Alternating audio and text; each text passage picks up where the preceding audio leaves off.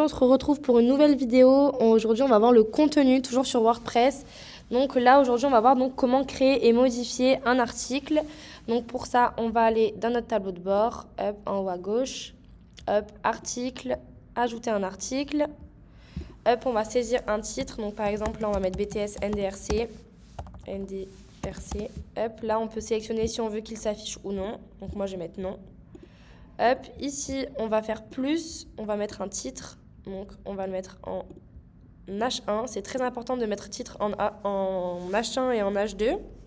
Donc là par exemple on va mettre digitalisation. Hop, tac, publier, c'est très important d'enregistrer, on n'oublie pas. Ensuite, hop, on refait plus. Un autre titre, cette fois-ci en H2.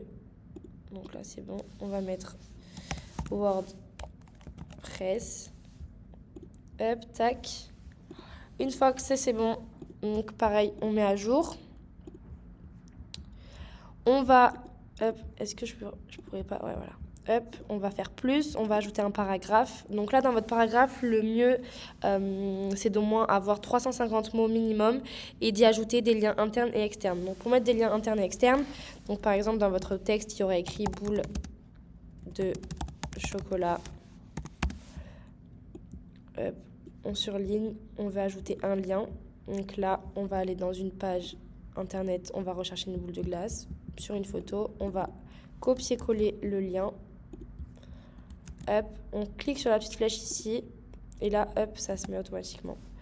Pareil, s'il y a encore, on va écrire boule de chocolat. Pour mettre le lien interne cette fois-ci, on surligne, pareil. Hop, donc on met bien mettre à jour, hop. On va aller dans le menu, hop. Donc là, par exemple, bon là, notre menu, il est pas fait, mais normalement, votre menu est fait. Donc là, par exemple, la page contactez-nous, hop, on copie-colle. On retourne sur notre article, modifier, hop. Donc on surligne, on ajoute le lien interne, on fait la petite flèche bleue et là vos liens ils sont enregistrés. Hop, on met à jour. Tac. Ensuite, donc, par exemple, on peut y ajouter donc des images. Donc là, par exemple, on va y mettre une image des boules au chocolat. Donc on n'oublie pas le texte alternatif. On sélectionne. On descend, donc là on peut aussi voir donc l'analyse du SEO. Donc là on descend, très important d'y mettre une requête cible. Par exemple là c'est boule de chocolat.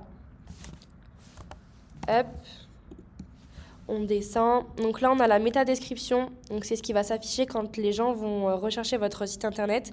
C'est ce qui va apparaître en premier, le petit texte qui apparaît en premier sur votre page. Donc là, par exemple, vous mettez boule de glace, bio, etc. Hop. Ensuite, si on descend tout en bas, qu'on clique sur Stat, hop, vous descendez. Vous avez le nombre de mots qui va apparaître. C'est le nombre de mots que vous allez avoir dans votre paragraphe, avec votre titre, etc. Donc le mieux, c'est qu'il y en ait au moins 350, comme on a dit.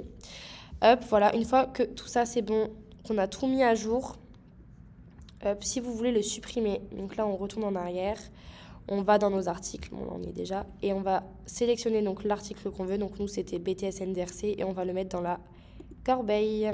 Et hop, normalement là votre article est supprimé. On fait plus, hop, on tape map. Hop, là, bon, là la carte elle n'est pas mise, mais là vous allez aller à droite dans adresse et vous allez tout simplement rentrer l'adresse que vous désirez en fait, qui s'affiche sur votre article. Donc par exemple, moi je peux mettre Python 300. Hop, voilà. Et bien sûr, on n'oublie pas de mettre à jour.